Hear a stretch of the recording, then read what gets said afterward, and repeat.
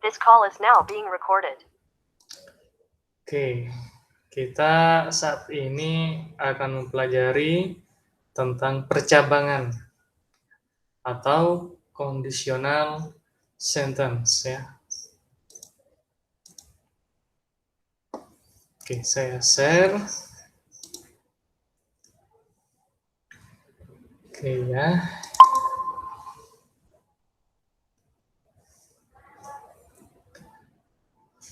Nah, deklarasi algoritma yang melibatkan percabangan ya atau conditional statement. Oke.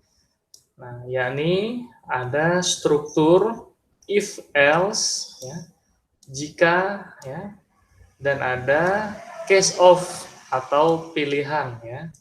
Nah, kalau untuk if else ini melibatkan statement ya yang bernilai boolean true atau false ya. Nah, itu ya. Oke, contoh misalnya ada suatu variabel misalkan adalah var x ya sama dengan 7 lebih besar dari 4. Ini kan secara tidak langsung nilainya adalah nilai var x adalah true ya, nah, benar ya. Oke. Atau mungkin variabel misalnya adalah boolean ya is genap misalnya kan ya, is genap nama variabelnya misalnya 100 dimod dengan 2 oke, sama dengan 0 ya. Oke. Nah, untuk operator yang berkaitan ya bisa lebih besar, lebih kecil ya, lebih besar atau sama dengan ya, atau untuk sama dengan seperti ini ya.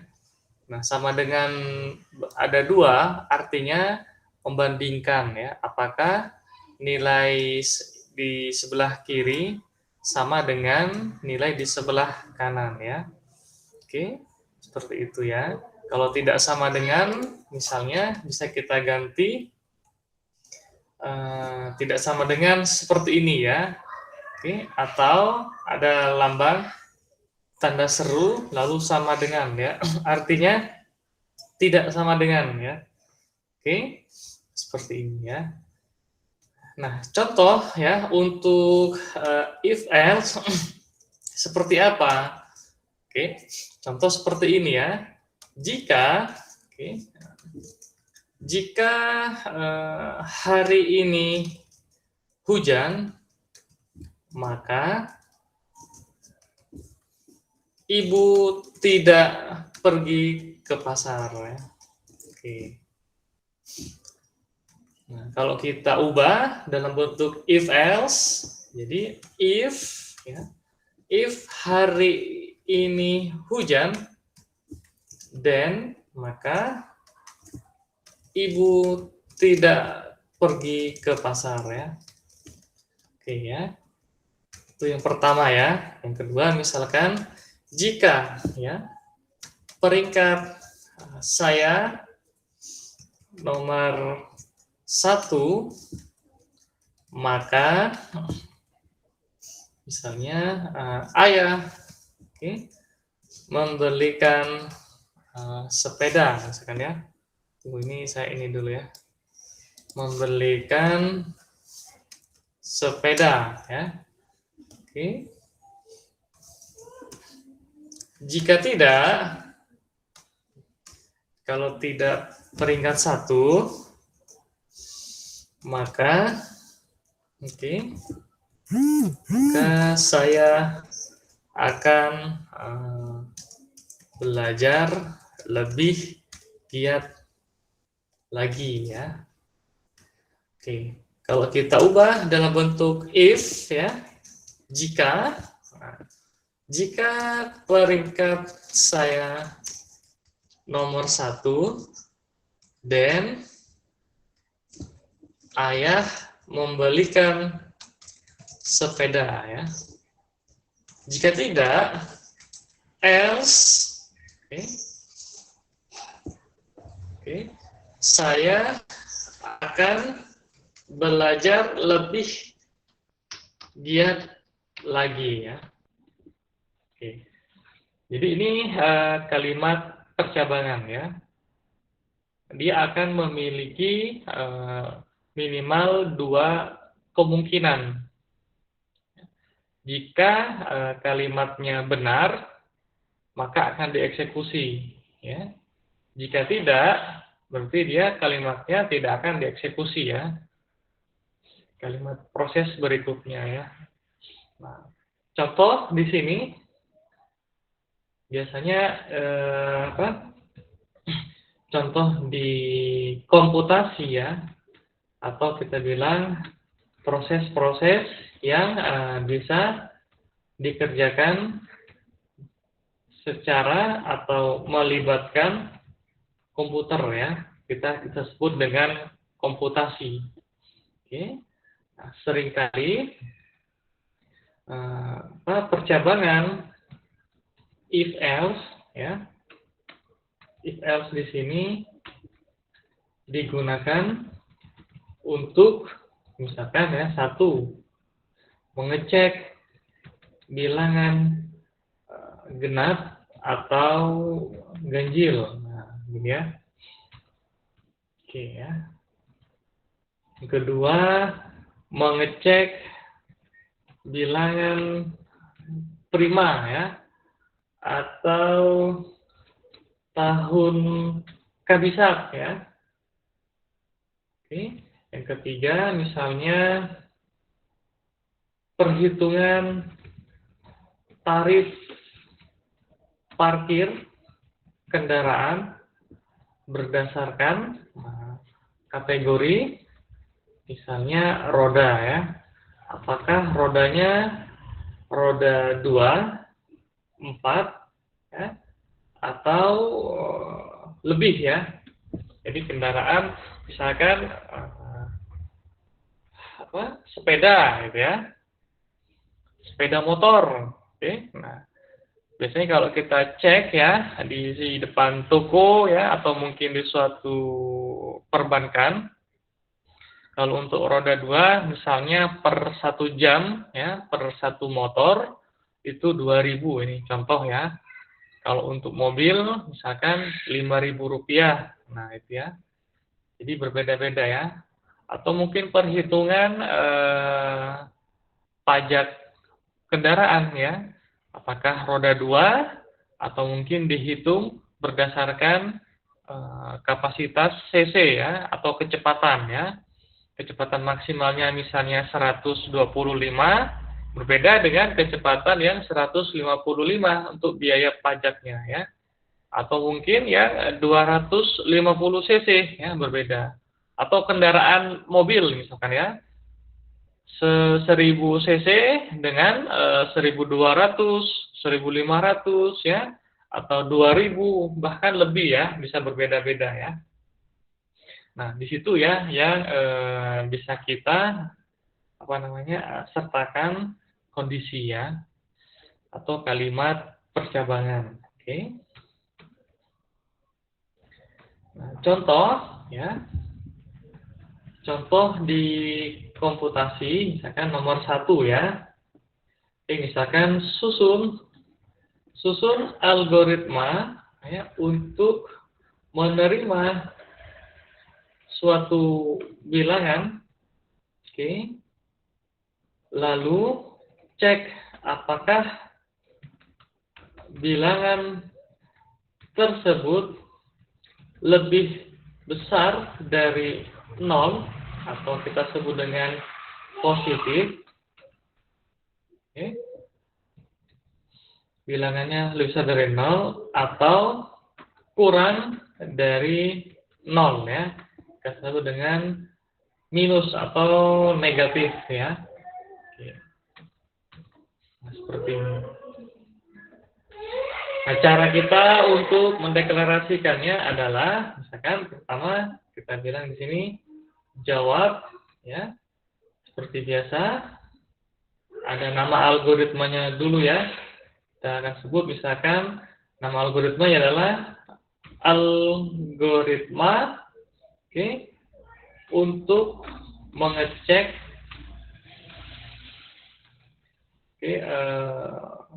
bilangan ya. Yang kedua, variabel atau kamus data, misalnya adalah variabelnya angka ya, bertipe boleh integer atau bilangan kontinu ya, misalkan integer ya, bilangan bulat ya. Nah, lalu bagaimana deskripsinya ya, urutan-urutan prosesnya ya. Pertama, boleh angka 1 ya. Langkah pertama adalah inputkan ya suatu bilangan, dan simpan ke variabel dengan nama angka ya, seperti ini. Yang kedua, lakukan pengecekan ya. If angka lebih besar dari 0, then kita sampaikan output angka bernilai positif. Nah, ini ya. Lalu ada else ya, kita cek lagi ya. Kalau enggak kita sampaikan langsung misalkan seperti ini ya. Else output angka bernilai negatif. Nah, Yang ketiga,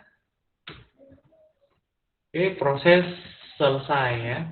Ini ya, seperti biasa. Ini adalah algoritma pertama ya, yang melibatkan percabangan atau kondisi ya. Ada kondisinya. Yang kedua, ternyata setelah kita cek ya di sini kurang begitu detail ya. Kenapa?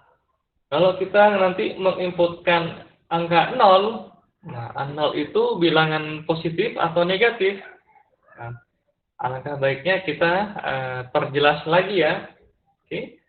Jadi revisi untuk jawaban 1 di sini, bisa kita perjelas. Nah, else, nah bisa kita tambahkan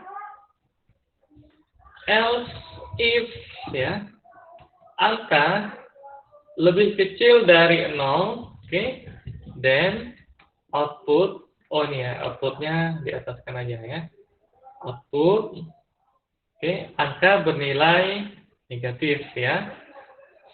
Tambahin lagi terakhir else ya, kalau dia tidak lebih besar dari 0 ya, atau tidak lebih kecil dari 0, maka nilainya pasti 0 dia ya. Angka bernilai 0 ya, 0 ya, proses selesai ya. Jadi seperti ini dia. Jadi langkah pertama, algoritmanya pun bisa berbeda-beda. Ada yang mungkin menuliskan seperti ini ya. Ada lagi yang akan menuliskan lebih didetailkan ya.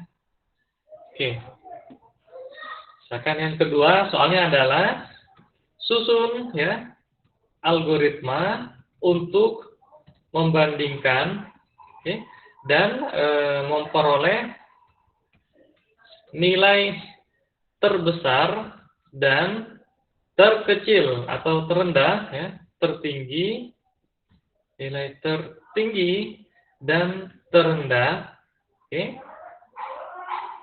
pada dua inputan nilai ya, bertipe integer. Nah, seperti ini. Ini soal nomor 2 ya. Masih sama. Caranya adalah jawab.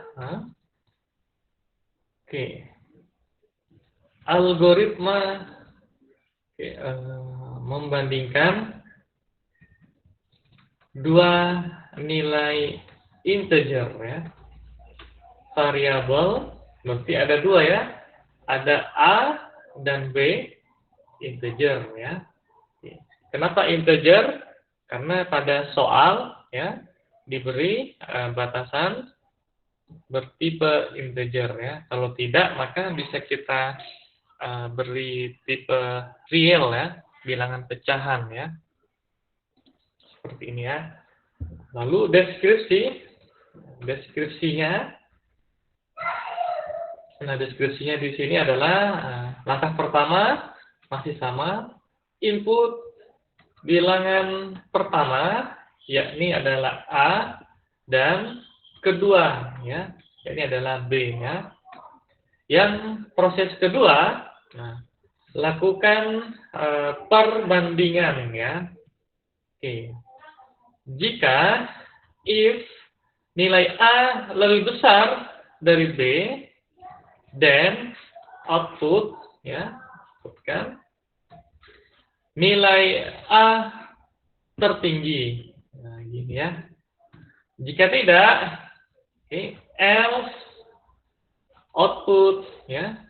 Output di sini dia nilai B tertinggi. Nah, seperti ini ya. Oke, ketiga, proses selesai ya. Oke. Nah, lagi-lagi kalau kita cermati ya, ternyata bisa kita lebih perluas ya, kita lebih perluas. Oke. Nah, di sini kalau kita cek algoritmanya sederhana, bisa jadi nilai A-nya 100, nilai B-nya pun 100. Oke. Nah, itu bagaimana ya? Harus kita beri penjelasan lagi di sini ya. Jadi ada pembaharuan. Jika nilai A besar dari B, maka A tertinggi. Else, jika A kurang dari B, maka B tertinggi ya. Maaf, ini ada then ya. Else, nah pasti nilainya kalau nggak lebih besar lebih kecil, mesti dia nilai A sama dengan nilai B ya. Proses selesai ya. Oke. Nah, seperti ini ya. Baru kita benar-benar cermati ya. Nah, ternyata setelah kita cek lagi ya, ada kemungkinan nilai A atau B atau kedua-duanya itu akan diisi dengan dengan nilai negatif ya. Jadi harus kita beri kondisi ya. Jadi harus kita lakukan revisi ya. Dari yang seperti ini kita bisa lakukan revisi. Oke. Nah, revisinya bagaimana ya? Harus kita beri suatu kondisi paling luar ya. Jadi seperti ini ya. Apakah nilai A bernilai positif dan ya B ya, dan di sini bahasa Inggris ya, dan B bernilai positif? Kalau benar, maka nah, sementara else, nah di sini ya. Apakah nilai A positif dan B positif?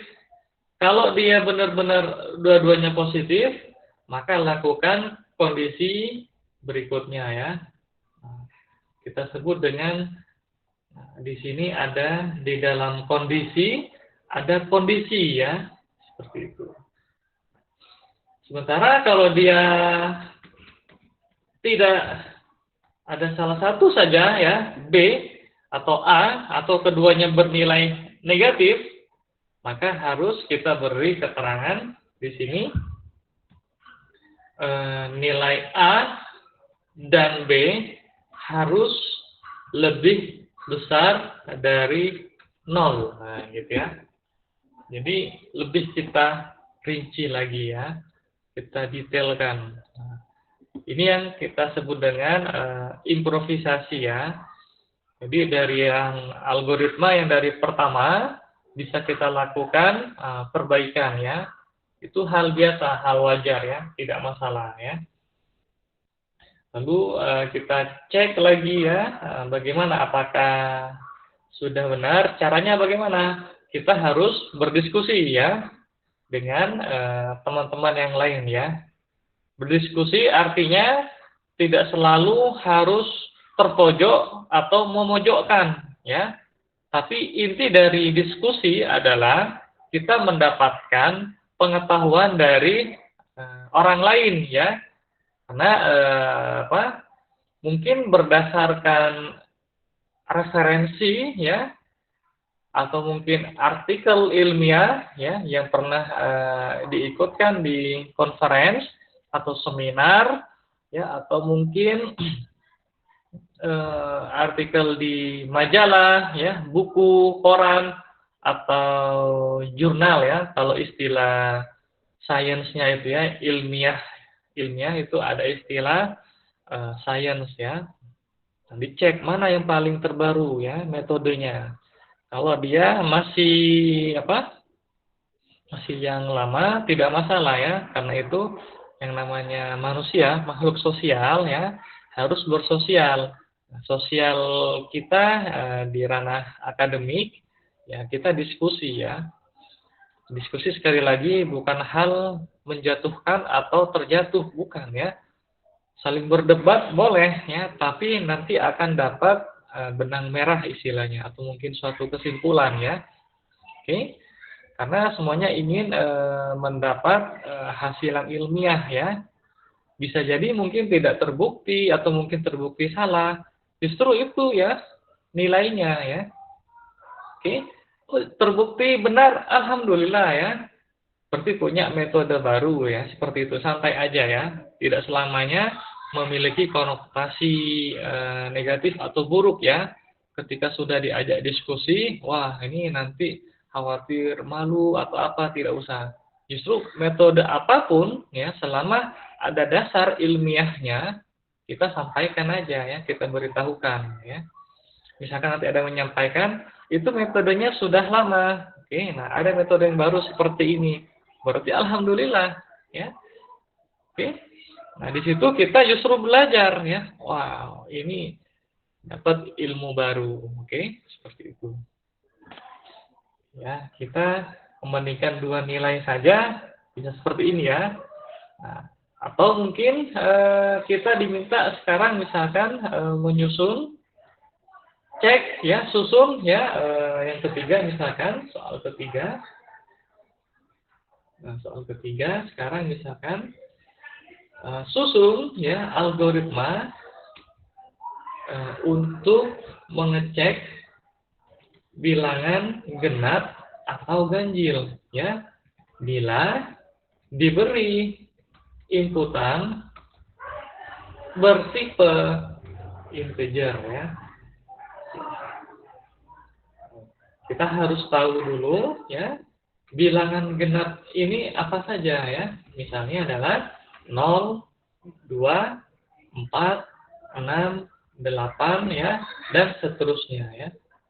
Artinya bilangan genap tersebut adalah kelipatan angka 2 ya. Contoh angka 2 bagaimana? 4 misalnya. Berarti kalau kita kurangkan dengan angka 2 secara terus-menerus, pasti bersisa 0 ya. Artinya habis dia dibagi 2 ya. 4 dikurangi 2 sama dengan 2 ya. 2 dikurangi 2 sama dengan 0 ya. Jadi kembali lagi seperti itu ya, bilangan genap ya.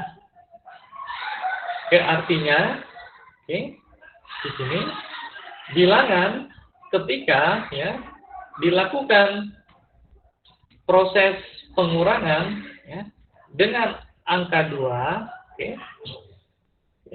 secara terus-menerus, secara berkelanjutan, maka di akhir proses akan menghasilkan nilai 0 ya.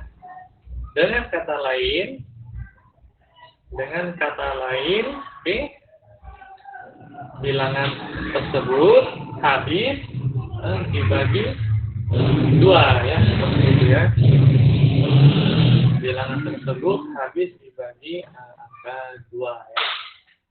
Oke. Kalau dia tidak habis ya, menghasilkan 0, berarti bilangan ganjil ya. 5 misalkan. Kenapa disebut bilangan ganjil? Oke. Kalau secara definisi yang bisa kita uraikan ya, yang sangat mudah adalah 5 dikurang dengan 2 ya. 3. 3 dikurang dengan angka 2 bersisa 1 ya. Jadi tidak 0 ya. Berarti kalau tidak 0 dia, maka kita akan sebut dia sebagai bilangan ganjil ya. Oke. Bila tidak memenuhi ya, memenuhi bilangan definisi ya, definisi tersebut ya, maksudnya definisi yang ini ya. Nah, maka bilangan tersebut termasuk bilangan ganjil ya. Oke, seperti itu ya. Oke. Kalau bilangan ganjil, maka bilangan ganjil mulai misalkan 1, 3, 5, 7, 9 ya. 9, 11 ya, 13, 15 dan seterusnya ya. Oke ya, mana tidak? Oke. Kita akan ngecek ya. Setelah mengetahui ya seperti ini, oke. Ada operator ya, nanti akan kita kaji lagi ya, namanya operator modulo ya. Oke, untuk menghasilkan bilangan aslinya ya. Oke. Bilangan modulo ini dia secara tidak langsung sebenarnya melakukan proses pengurangan dengan angka 2 ya, secara terus-menerus ya, atau mungkin melakukan proses penambahan angka 2 ya, bisa seperti itu ya, bisa dibalik ya. Tidak hanya dikurangi, tapi kita lakukan penambahan angka 2. Misalkan angka 8 apakah bilangan genap, maka bisa kita lakukan penambahan angka 2 mulai dari 0 ya. 0 tambah 2 sama dengan 2. 2 tambah 2 sama dengan 4. 4 tambah 2 sama dengan 6. 6 tambah 2 sama dengan 8. Nah, kalau nilainya sama dengan yang dicari ya, yang sedang kita evaluasi, berarti nilainya adalah bilangan genap. Oke. Kalau 5 bagaimana? Ya. 2 tambah 0 tambah 2 2, 2 tambah 2 4, 4 tambah 2 6 ya. Lebih ya. Jadi tidak sama 5 dengan 6, maka pasti bilangannya ganjil ya. Bisa seperti itu ya langkah-langkahnya. Kita akan memperkenalkan di sini yang kemarin sudah kita pelajari, operator modulo ya. Oke. Artinya misalkan ada angka saya tulis seperti ini ya, misal ya. Nah, di sini lihat. Oke. Contoh misalnya kita akan nulis misalkan begini ya. Dibagi 2 bilangan misalnya 7 gitu ya. Lambangnya itu seperti ini kalau nggak salah nih.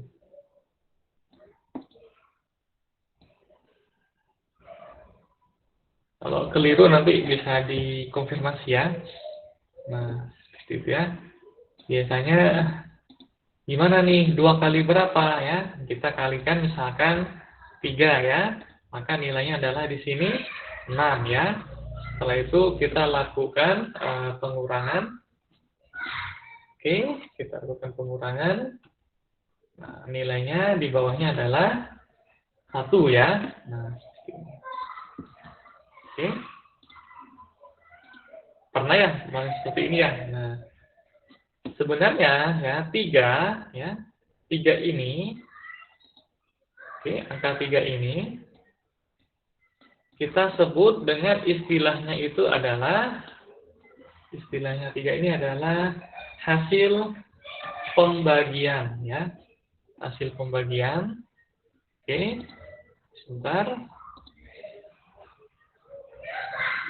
Hasil pembagian tidak ada. Kalau ada yang mau ditanyakan, langsung ya disampaikan ya. Hasil pembagian ya kita sebut dengan istilahnya adalah div ya.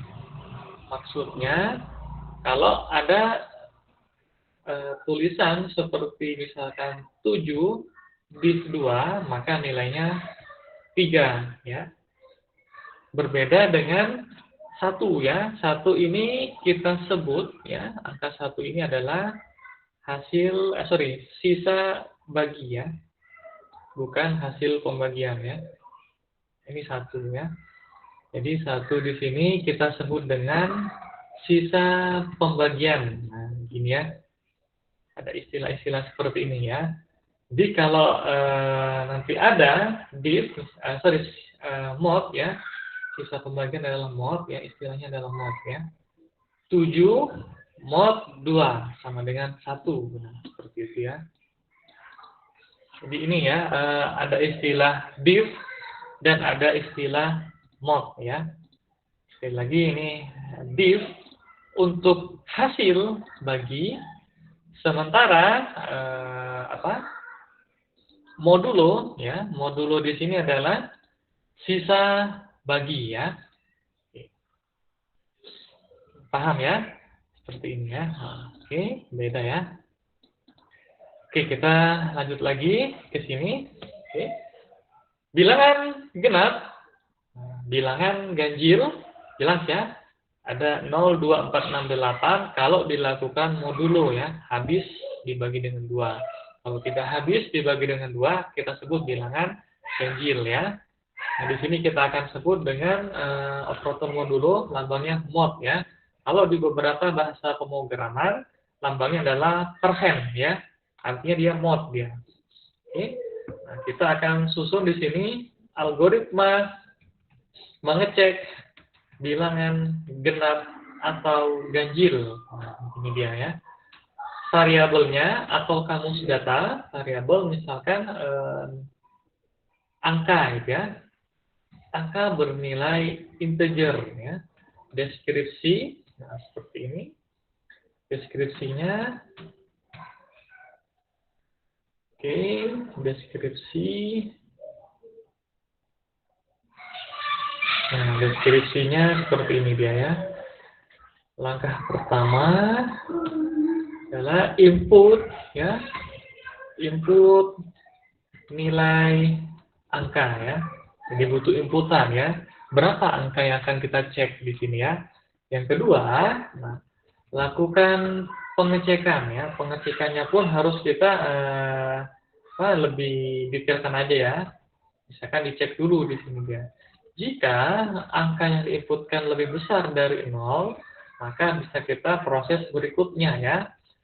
Jika angka dilakukan modulo dengan angka 2 bersisa 0, maka akan kita outputkan dia output termasuk genap. Nah, gini ya, atau mungkin bilangan genap. Ya.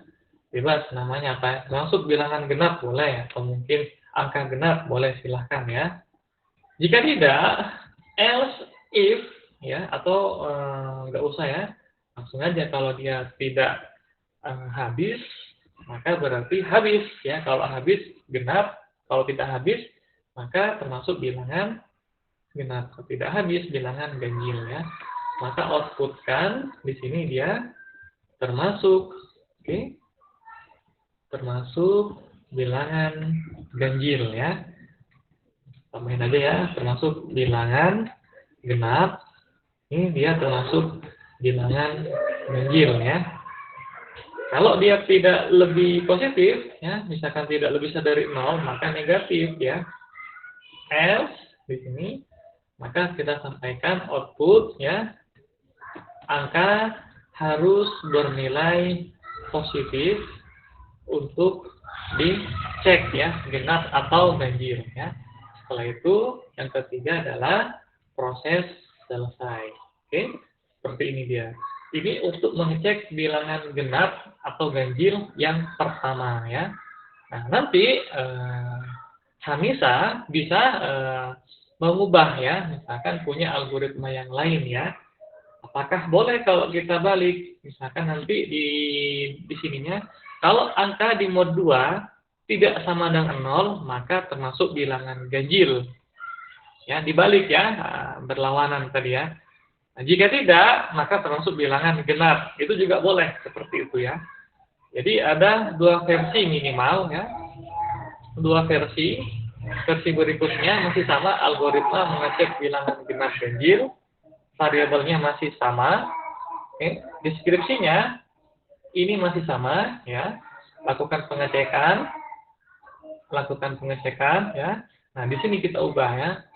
Kalau angka di mod 2 ya tidak sama dengan 0, maka outputnya di sini termasuk bilangan ganjil ya. Nah, gitu ya. Else output termasuk bilangan genap ya. Hanya ini yang berubah ya di sini. Oke.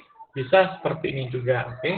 Nah, ini adalah algoritma untuk mengecek bilangan genap atau ganjil ya. Oke, silakan kalau ada yang mau disampaikan, dikonfirmasi ya, atau mungkin ada pertanyaan ya, silakan. Kalau belum ada, kita misalkan soal terakhir, misalkan ya. Soal terakhir, misalkan di sini, oke. Susun algoritma untuk menghitung ya tarif kendaraan ya yang diparkir di suatu toko atau gerai ya, atau swalayan misalnya. Oke. Dengan Dengan didasarkan pada jenis roda, pada jumlah roda ya, pada jumlah roda kendaraan tersebut ya. Bila roda 2, maka tarif per 1 jam parkir sama dengan misalkan Rp1.000 ya, misalkan seperti ini contoh ya. Bila roda 4 ya, maka tarif per 1 jam misalkan Rp5.000 ya. Oke. Bila roda lebih dari 4, tarif per 1 jam di sini adalah Rp10.000 ya, rupiah. Contoh ya. Oke, nanti misalkan tarifnya berapa untuk roda 2 selama 3 jam. Nah, itu ya. Itu tinggal dikali ya. 3 dikali dengan 1.000 ya, berarti 3.000 seperti itu ya. Oke. Hitung algoritma untuk menghitung tarif kendaraan ya, seperti ini ya. Di satu gerai ya, per jamnya berapa, ada seperti ini dia sudah. Nah, tinggal kita susun algoritmanya ya. Jawab. Oke. Nah, di sini kita sampaikan algoritma hitung tarif kendaraan ya, berdasarkan roda atau mungkin jenis kendaraan ya. Di sini kita roda ya. Ada tadi selain roda tergantung dengan kapasitas atau kecepatan melajunya ya, berapa cc dia. Oke, variabel. Nah, variabelnya tuh ada 2 ya. Jumlah roda ya, jumlah roda dan durasi atau waktu ya, durasi parkir. Nah, oke. Di sini sama-sama bertipe integer ya. Jumlah roda kan nggak mungkin ada pecahan ya, 3,1 ya, 7,2, tidak mungkin ya jumlah roda pecahan ya. Jumlah roda meskipun bentuknya berbeda, pasti dia apakah ada 1, 2, 3, 4, 5, 6, 7 ya, pasti bilangan genap ya. Oke, Deskripsi, nah yang bisa kita sampaikan di sini, deskripsinya proses langkah-langkahnya adalah pertama, inputkan jumlah roda untuk dilakukan pengecekan dan durasi parkir berapa jam dia ya. Yang kedua, lakukan komputasi atau perhitungan ya. Yang berikutnya adalah jika ya jumlah roda sama dengan 2, maka tarif ya sama dengan di sini kalau roda 2 maka 1000 ya. 1000 dikali dengan durasi parkir. Nah, seperti itu ya. Itu kalau dia rodanya roda 2 ya. Else ya. Else if kalau jumlah rodanya dia 4, 4, maka tarifnya adalah 5.000 dikali dengan durasi parkirnya ya. Else if jumlah roda ya lebih dari 4, tidak ada sama dengan ya, lebih dari 4, maka tarifnya adalah 10.000 dikali durasi parkir ya. Nah, untuk di sini ya, meskipun angka 1000 kan ada angka titiknya ya, 10.000 ya, 50.000 ya. Nah, di proses algoritmanya atau di pseudocode algoritmanya atau mungkin di bahasa pemrogramannya itu tanpa kita berikan titik ya di sini ya. Nah, biarin aja di sini ya. Kita tulis aja 10.000 nolnya ada 4 ya. 5.000 nolnya ada 3 ya. Kalau 500 maka tidak ada angka titiknya ya. Yang penting hanya lihat nolnya saja ya. Nah, setelah kita mendeklarasikan ini, nah terakhir jangan lupa di paling bawah, outputkan tarifnya. Output ya. Biaya parkir ya yang harus dibayar sama dengan, nah di sini adalah tarif. Yang ketiga adalah proses selesai gitu ya, proses selesai. Seperti ini dia.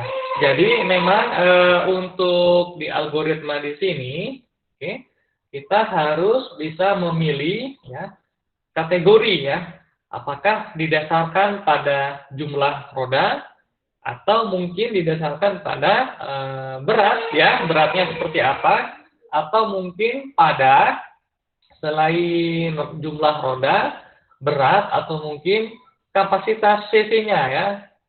Berapa dia sanggup melajunya, apakah 1000 cc ya, atau mungkin 2000 cc ya, atau 250 cc. Nah, itu berbeda-beda ya.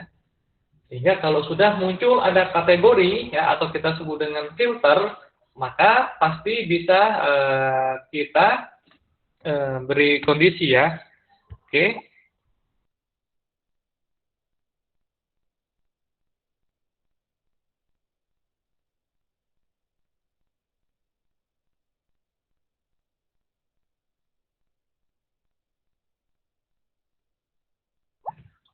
Silahkan kalau ada yang mau ditanyakan ya. Ini algoritma menghitung tarif kendaraan ya, dengan dasar pada jumlah roda kendaraan ya. Nanti dikasih rinciannya dia di sini ya. Kalau roda 2 mau sepeda motor ya, parkirnya 1000 ya. Bisa di toko, gerai, swalayan atau anjungan tunai mandiri ya, ATM ya. ATM di bank manapun ya. Kalau sudah ada tarif parkir, maka itu di situ harus kita patuhi di situ ya. Tinggal kita lakukan algoritmanya di sini ya, hitung tarif kendaraan ya. Ada variabel di sini. Variabelnya tadi ada jumlah roda, ada durasi parkir ya. Deskripsinya bagaimana ya? Deskripsinya urutannya satu per satu. Nah, prosesnya adalah input jumlah roda dan durasi parkir ya. Lalu lakukan perhitungan ya.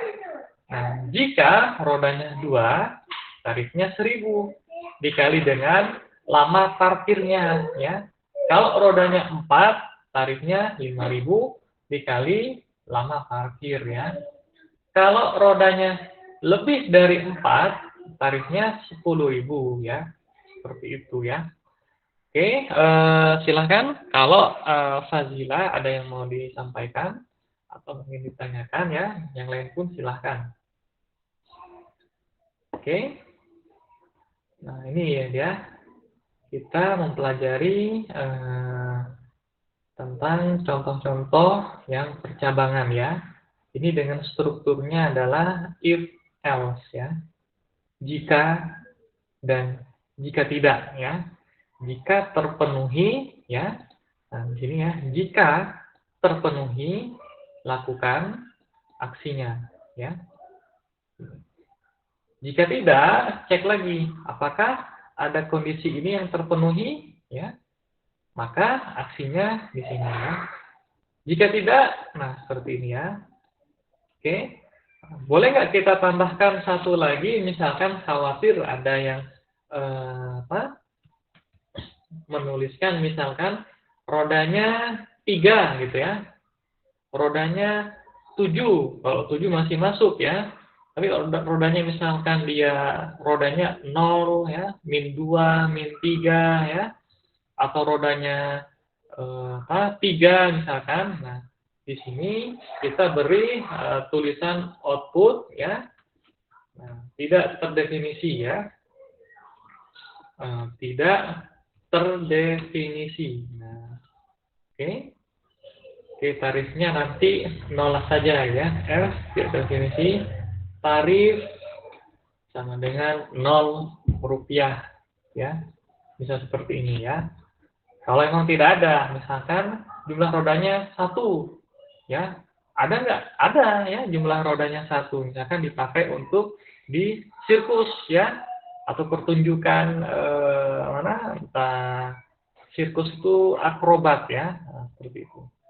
Jumlah rodanya 3 misalkan ya, ada ya, entah mungkin beca, demo, atau mungkin kendaraan yang biasa membawa muatan kecil-kecilan ya, entah gabah ya, atau mungkin air ya.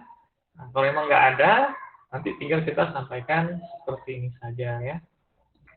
Oke, begitu ya, mudah-mudahan dimengerti ya. Gimana? Ada yang mau disampaikan? Ini tadi juga kita mempelajari tentang ada istilah apa itu div ya, dan apa itu mod ya, division dan modulo ya. Div artinya hasil bagi ya, sedangkan mod adalah sisa bagi ya. Oke, seperti ini dia ya, ada hasil bagi dan ada sisa bagi ya.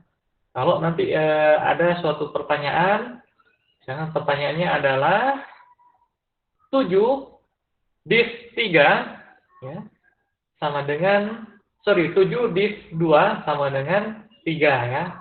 3 dapat dari mana? 3 yang di sana ya, hasilnya ya. Oke. Kalau ada lagi misalkan yang menanyakan 7 mod 2 sama dengan 1 ya. Dari mana dia? Ini prosesnya seperti ini ya, prosesnya ya. Oke. 7 kali berapa ya? 2 kali berapa menghasilkan 7 yang terdekat dan kurang adalah 6 ya. Boleh nggak 8? Nanti bernilai negatif ya. Nah, bisa saja ya seperti itu. Oke.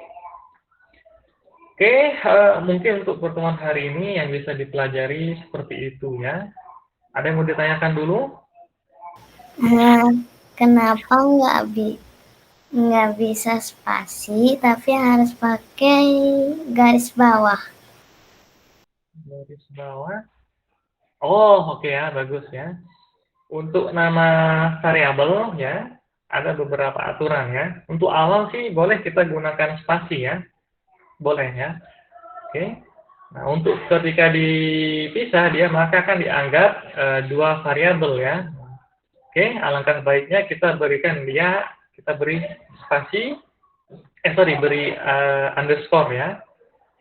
Oke, lalu yang tidak boleh juga, misalkan kita memberikan nama variabel itu, ya ini penamaan variabel ya. Yang nggak boleh itu ya, misalkan 100x sama ya 100x titik 2 misalkan integer ya, ini tidak boleh ya diawali dengan angka ya, atau mungkin diawali dengan operator ya, plus atau mungkin min ya, misalkan suatu namanya adalah var, tipenya adalah real ya, itu juga tidak boleh di sini ya. Atau misalkan ada dua misalkan ya, var c titik 2 misalkan integer ya, ini juga tidak boleh ya, tidak boleh ada spasi ya. Yang boleh itu kita sambung ya. Oke. Misalkan adalah var c atau var underscore c atau var huruf c-nya kapital ya, atau mungkin underscore var c misalkan ya, seperti ini, atau mungkin underscore var underscore c ya, itu juga boleh ya. Di sini yang diperbolehkan ya, diperbolehkan untuk memberikan nama variabel ya, seperti ini ya. Variabel gunanya buat apa? Untuk menampung nilainya. Oke. Jadi dia suatu alamat sebenarnya untuk menampung nilai dan memiliki tipenya di sini akan butuh berkaitan ya dengan jumlah memori ya, seperti itu ya. Oke, bukan kata saya ya, oke. Tapi untuk saat ini kalau misalkan kita ada spasi itu masih diperbolehkan karena hanya untuk menerapkan ya bahwa variabel ya. Nanti untuk kedepannya, nah kita akan berlatih. Itu sengaja memang saya kasih underscore ya. Jadi dan tidak saya singkat, misalkan durasi parkir D atau mungkin L ya. Kita perjelas aja ya, agar lebih representatif ya, sehingga mudah dipahami ya, dan tidak mengingat-ingat seperti itu ya, khawatir lupa ya. Ini variabel P apa ya? Oh ternyata panjang suatu sisi persegi panjang ya. Variabel L ini apa? Lebar ya persegi panjang. Alangkah baiknya untuk di awal ya, agar lebih ya memudahkan, sampaikan saja ya, atau mungkin kita deklarasikan saja, kita tulis saja panjang gitu ya nama variabelnya. Oke, bertipe integer, lebar bertipe integer ya, seperti itu. Luas misalkan, atau mungkin keliling ya, diagonal, sudut ya, oke seperti itu. Oke, itu mungkin ya yang bisa diinformasikan ya terkait kenapa tidak boleh ada spasi gitu ya. Oke ya. Gimana? Silahkan kalau ada yang mau ditanyakan kembali.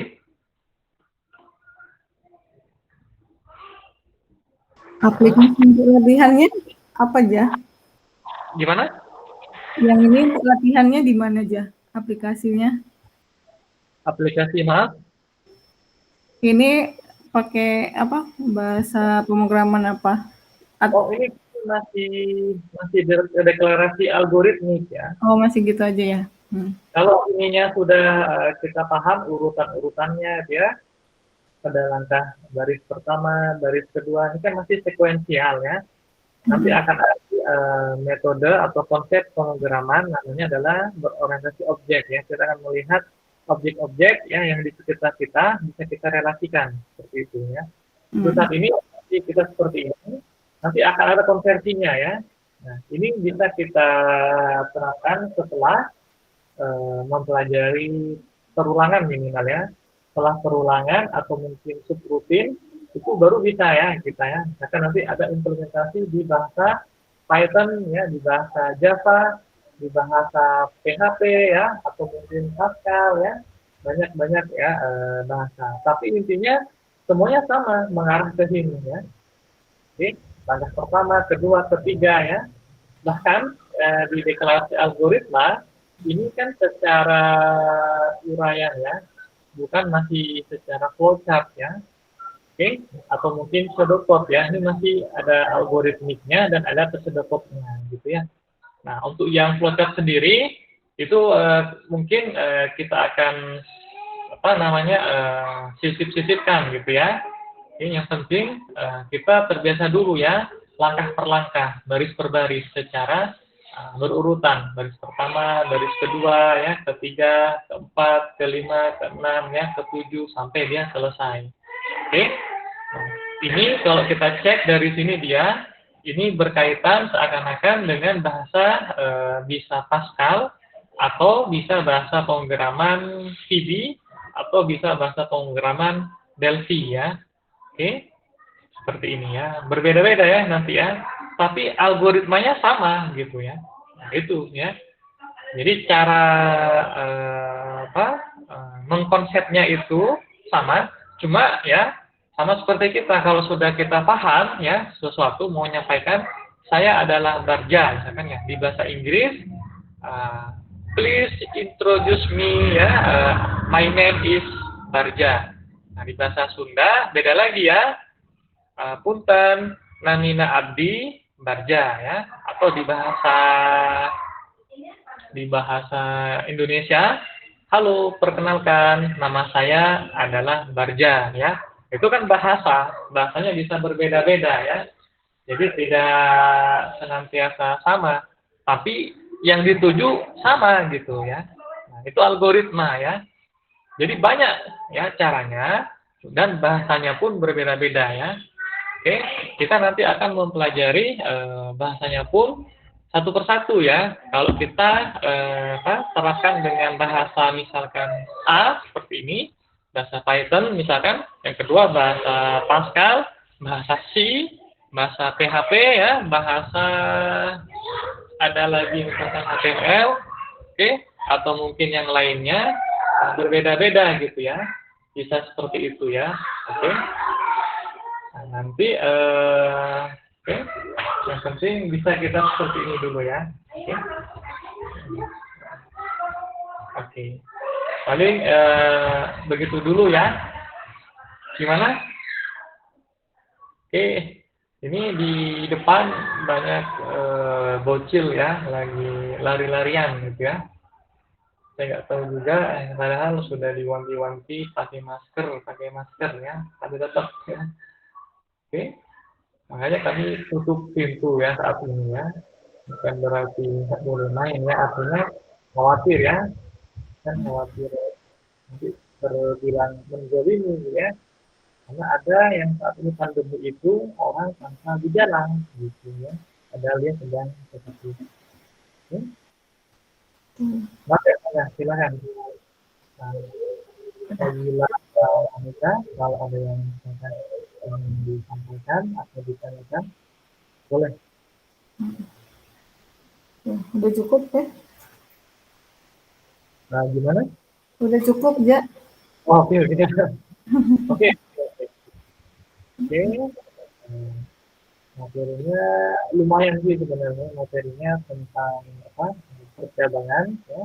Karena sebenarnya banyak ya melibatkan, ada nanti gerbang logika ya. Gerbang logika pun kalau misalkan kita terlalu lama di sana bisa nggak masuk ke inti ya. Padahal yang inti dari permasalahan seperti tadi misalnya. Ada perhitungan jenis kendaraan berapa ya, atau mungkin nanti ada indeks nilai gitu ya, seperti itu ya. Itu teman-teman Mas Fazila lagi bermain tuh di belakang tuh. Oke, kalau begitu saya akhiri ya, mudah-mudahan bermanfaat ya.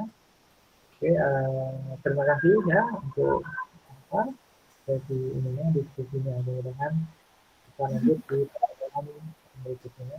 Akhiri, assalamualaikum warahmatullahi wabarakatuh. Terima kasih Pak.